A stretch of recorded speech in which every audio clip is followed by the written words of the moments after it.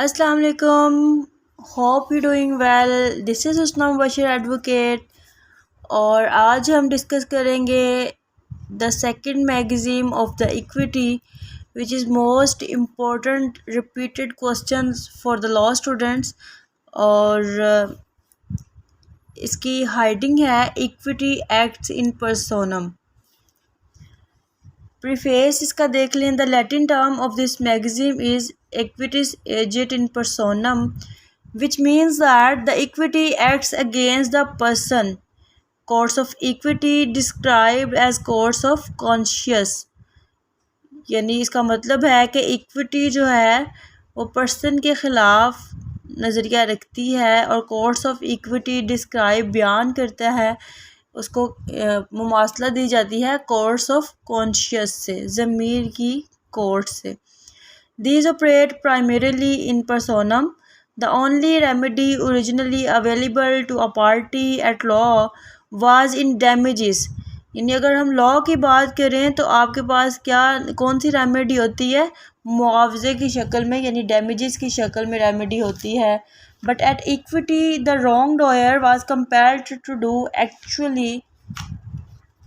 Equity में क्या होता है कि what he had contracted to do, कि इक्विटी में क्या होता है कि इक्विटी जो है उस बंदे को कंपेल करता है, मजबूर करता है कि जो भी वो उसकी लाइबिलिटी है वो उसको पूरा करे, जो भी वो मुआहदा उसने किया था और अब वो फुलफ़िल नहीं कर रहा उसकी टर्म्स एंड कंडीशंस, उसको पूरा किया जाए। Because courts of equity operates primarily in personam and not in rem. ठीक है, ये आपका इंट्रो हो गया। नेक्स्ट हाइडिंग है आपकी meaning of A magazine. Equity binds the conscious of a person do which is required by the court. The court of chancery always enforced इस decree इन पर्सोनम, कि इक्विटी जो है वो बाइंड करती है किसी भी बंदे के ज़मीर को कि जो भी तलब किया जा रहा है उससे वो उसको पूरा करे। And it entertains certain source respecting immovable property. Immovable property को यह डील करती है मैगज़ीन। तो the property might be situated abroad if the relief sought could be obtained through the personal obedience can only be secured if he comes under the jurisdiction of the court. ये आपका meaning की hiding हो गई। Next है application of magazine. The application of the maxim equity acts in personam can be best illustrated by the following discussion through the various cases. ठीक है, तो ये मैगज़ीन अप्लाई कहाँ होगी?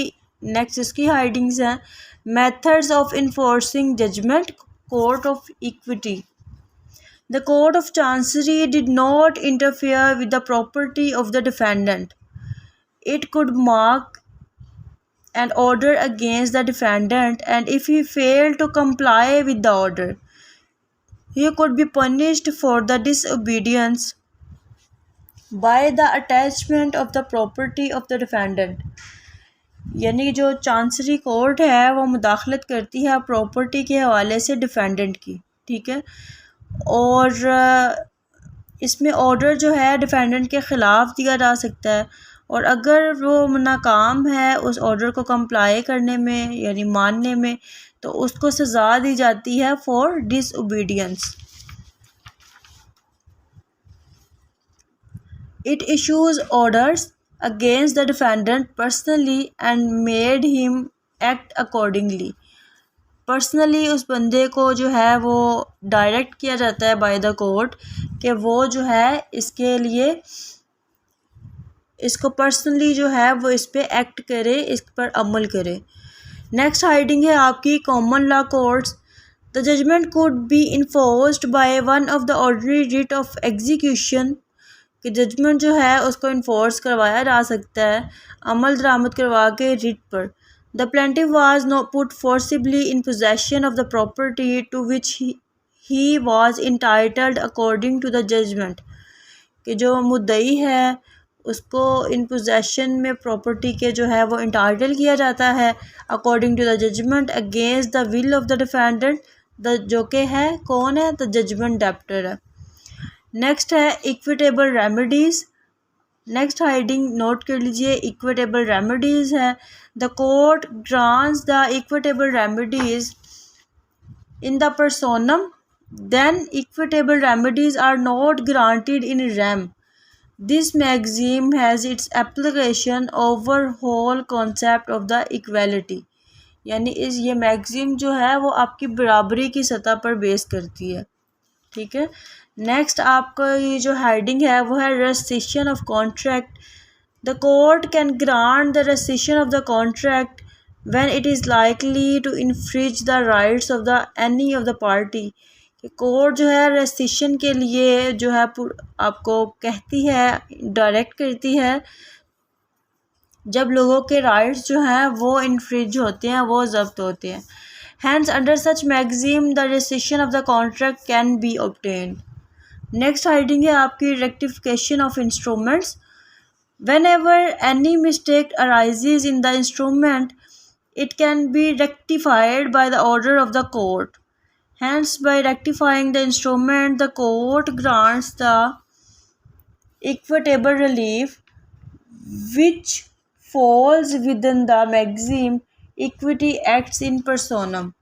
यानी अगर कोई गलती से कोई दस्तावेज़ जो है, इंस्ट्रूमेंट जो है, वो उस पर कोई गलती हो जाती है, सामने मिस्टेक सामने आती है, तो उसे रेक्टिफाई करने के लिए कोर्ट ऑर्डर जारी करती है और ये जो है वो इस मैगज़ीन पर बेस्ड है। नेक्स्ट हाइडिंग है आपकी specific performance of contracts. If a dispute arises between the parties in respect of immovable property, अगर कोई भी झगड़ा सामने आता है पार्टीज़ का इमूवेबल प्रॉपर्टी के हवाले से, then the court can grant the specific performance of the contract और this is our remedy in personam, ठीक है। तो ये भी रेमेडी जो है इन पर्सोनम है और इक्विटी इस पे जो है इक्विटी एक्ट्स इन पर्सोनम इस पे अप्लाई होती है। नेक्स्ट केस लॉ है जी, Penn versus Lord Baltimore. Facts of the case क्या हैं? In this case the specific performance of an agreement was ought.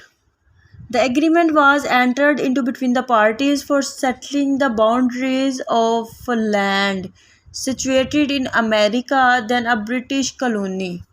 The agreement, which otherwise could not be enforced in rem, was enforced by a process of contempt in personam, as the defendant was within the court's jurisdiction. Decision इसका क्या था? ये कुछ facts थे और decision है the conscious of the party was bound by an agreement and being within the jurisdiction of the court which acts in personam, the court may property decree it as an agreement. Lord Hardwicke का ये फैसला था और जैसे कि आपको intro में कहा गया कि equity deals with the law of conscious, तो ये भी डिसीजन जो है वो इसी पे बेस करता है। नेक्स्ट आपकी हाइडिंग है jurisdiction over property situated abroad. इसमें है फर्स्ट आपकी type redemption. Such maxim was applied in the cases of redemption. The equity courts exercise the jurisdiction to redeem a property which situated outside the jurisdiction of equity courts. Next है foreclosure. Such maxim was applied in the cases of foreclosure of redemption of a mortgage. It was also applied in the cases of the specific performance of agreement for creating a mortgage of it. Next आपकी heading है sale of property. This maxim applied and equity court exercised jurisdiction for sale of property situated outside its jurisdiction. Next heading है accounts of rents and profits. Such maxim was also applied for an account of profits and rents of land. Appointment of receiver. This maxim was applied and equity courts exercised jurisdiction for the appointment of receiver in the necessary situations. अब हम limitations इसकी पढ़ लेते हैं। Limitations of मैगजीम है the court will only intervene where the defendant is resident in England. He submits to the jurisdiction of the court and where its order can be executed by the process of court, यानी equitable remedy. Next जो है वो point number 2 है, the remedy sought must be an equitable remedy. Point number 3 है, the court will only interfere when there is not already litigation in the appropriate foreign court. Point number 4 है, the dispute must be one of conscious. और point number 5 है, the court will not interfere in a case which involves a breach of foreign law. Exception इसकी पढ़ लेते हैं। Exception है, the court will this maxim will not apply to an action for local trespass to landlord. यहाँ पे ये maxim apply नहीं होती। एक्सेप्शन मीन्स इस्तिस्ना है। The maxim will not also apply where there is no contract or equity between the parties and the dispute is merely a question of title of foreign land। जहाँ पे सिर्फ और सिर्फ contract तो कोई नहीं है लेकिन डिस्प्यूट किस ग्राउंड पे है, टाइटल ओनरशिप पे फॉरेन लैंड की, तब ये एक्सेप्शन है और यहाँ पे ये मैक्सिम जो है वो अप्लाई नहीं होगी। एप्लीकेशन ऑफ मैक्सिम की बात करें पाकिस्तान में तो आपके सामने है order 21 rule 32 of the code of civil procedure as well as section 16 of the code of civil procedure 1908। और लास्ट वन हेडिंग है आपकी क्रक्स की, जिसे आप अपने वर्ड्स में जो है वो लिख सकते हैं। तो ये आपके लिए बहुत बेनिफिशियल है कि इसमें सिर्फ आपने जो है वो इसको देखना है। ये नोट्स जो हैं वो मैंने 4 लॉ सब्जेक्ट्स को सामने रख के बनाए हुए हैं, तो आपके लिए बहुत बेनिफिशियल रहेंगे। और अगर आप इसको जो है वो लिखते हैं और अपने पेपर पे अप्लाई करते हैं तो आप इंशाल्लाह हाईएस्ट मार्क्स अचीव करेंगे in portion of maxims of equity. Hope के लेक्चर जो है वो आपके लिए काफ़ी बेनिफिशियल रहा होगा। अगर बेनिफिशियल रहा है और मज़ीद सुनना चाहते हैं इंफॉर्मेटिव वीडियोस को तो हमारे साथ रहिएगा। मिलते हैं इंशाल्लाह नेक्स्ट वीडियो में, तब तक के लिए अल्लाह हाफिज़।